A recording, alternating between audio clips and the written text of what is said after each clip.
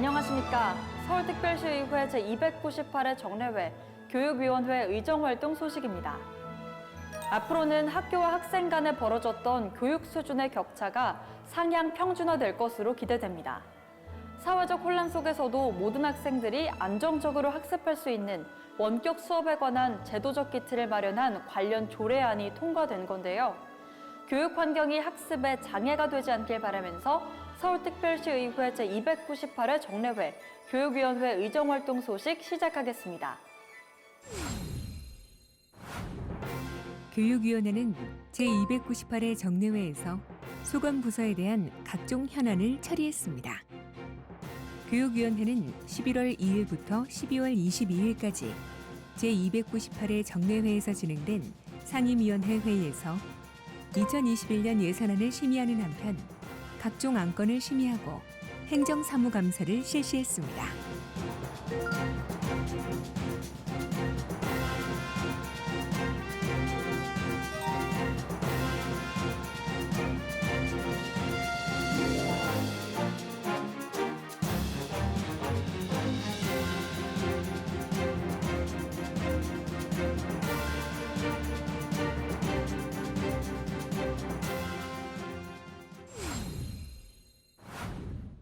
학교 교육을 목적으로 한 지식재산교육 조례가 처음으로 제정됐습니다.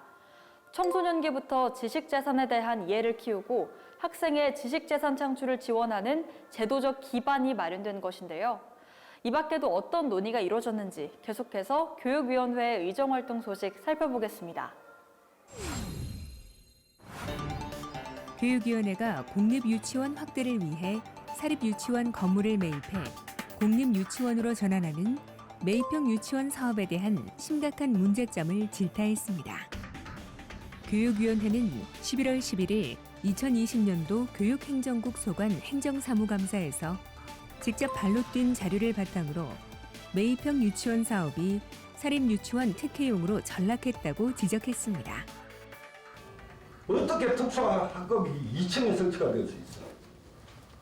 이 건물 자체가 장애인 편의시설이 다 갖춰졌으면 2층이든 3층이든 상관한 게 없습니다. 지금 현재 저렇게 운영되고 있는 거예요. 이거는 과한 표현일지 모르겠습니다. 미친 행동이에요. 전국 최초로 도입된 서울시 교육청의 혁신 모델로서 사립유치원의 공공성 강화를 위한 공영형 유치원 대안으로 매입형 유치원을 집중적으로 투자하는 것이 아니냐는 의구심도 제기됐습니다. 사립유치원의 공공성 강화는 아주 중요한 부분이기 때문에 비록 부서가 다르더라도 고민하셔야 돼요. 공영형 유치원도 살아야 되고 매입형 유치원도 살아야 되기 때문에 그쪽 정책국과 같이 한번 소통을 하실 필요가 있는 것 같아요. 한편 아이들의 안전과 직결된 문제인 만큼 오래된 학교 시설의 경우 스프링클러를 더 많이 확장할 수 있도록 이에 대한 예산 확보에 적극적으로 나서줄 것을 당부했습니다. 교육위원회가 서울시 교육청 예산 축소와 고민 없는 예산안 수립에 대해 질타했습니다. 교육위원회는 11월 24일 열린 2021년 서울특별시 교육비 특별회계 예산안 심사에서 유례없는 전체 예산안 규모 축소에 대해 답답함을 토로하며 전반적인 예산안 수립의 흐름이 잘못됐음을 지적했습니다. 현재 인건비나 기관 운영비, 학교 운영비, 교육사업비 이런 부분은 거의 감소가 안 됐어요. 인건비 같은 경우는 약간 증가했고 반면에 이제 시설사업비만 이렇게 대폭적으로 삭감을 했습니다. 그래서 시설사업비는 삭감하기 굉장히 쉽죠, 사실. 쉬워요. 뭐라 한 사람도 별로 없습니다. 특히 학생들을 위한 학교 환경 개선 사업비를 50%나 삭감하는 것은 어떤 이유로도 이해하기 어렵다고 질타했습니다.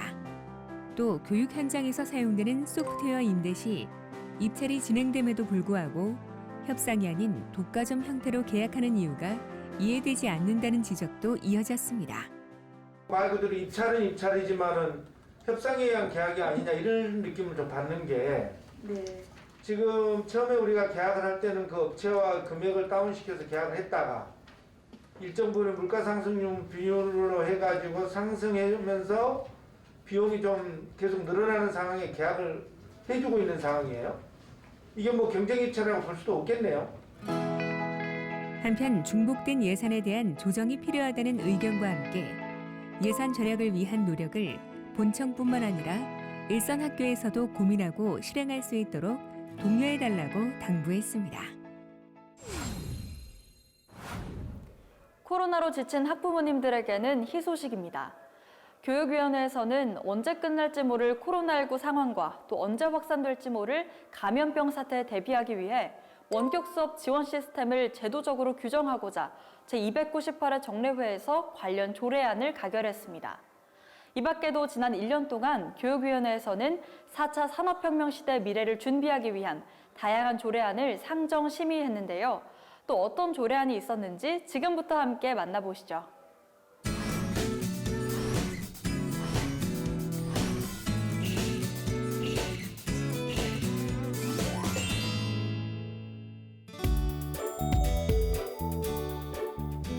안녕하세요. 시민 리포터 목하경입니다.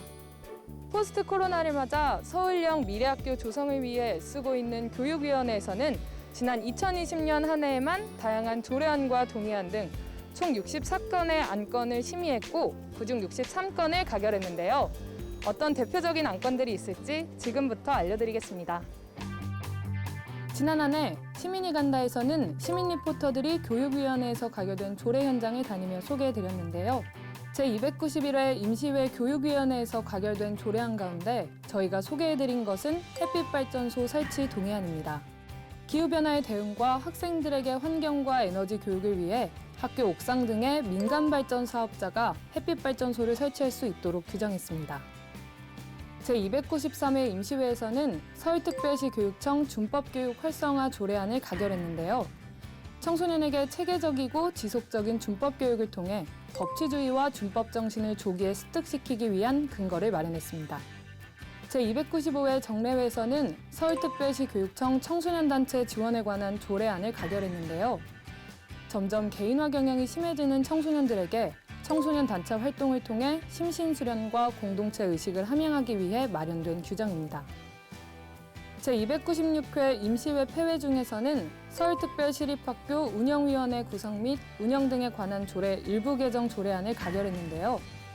학교 복합시설을 설치할 경우 학교 구성원들의 의견을 모아 사업을 추진하도록 학교 운영위원회의 심의를 거치는 조례안입니다. 이외에도 교육위원회에서는 다양한 조례안과 동의안을 심의, 가결했는데요. 우리 시민들의 관심을 모은 조례안에는 또 어떤 것들이 있었을까요? 지난 1년 동안 다양한 조례안이 가결된 가운데 제298회 정례회에서는 서울특별시 교육청 학교 기록물 보존 지원에 관한 조례안이 가결됐는데요. 학교 기록물의 효율적인 관리와 보존해야 할 학교 기록물의 보존 체계를 마련하고 학교 기록물을 공개할 수 있도록 규정하고 있습니다. 2020년 교육 현장의 다양한 의견을 소중히 받아들여 정책화했습니다. 2021년에도 시민들과 지속적으로 소통하여 학생, 교직원, 학부모 모두에게 행복을 줄 수 있는 교육위원회가 되어주시길 바랍니다. 서울시 교육청이 시도교육청 최초로 초등학교 교육과정과 연계한 노동인권 지도 자료를 개발했습니다. 그간 초등학교 교육과정에 노동 관련 내용이 미미하여 초등학생들이 노동의 의미와 중요성을 배우기도 전에 노동에 대한 편견과 고정관념이 생길 수 있다는 교육계 안팎의 우려가 있었는데요. 이번에 개발된 초등학교 노동인권 지도 자료를 통해 초등학교 학생들의 학교 노동인권 교육이 활성화되길 기대합니다. 서울특별시의회 제298회 정례회 교육위원회의 의정활동 소식은 여기까지입니다. 시청해주신 여러분 고맙습니다.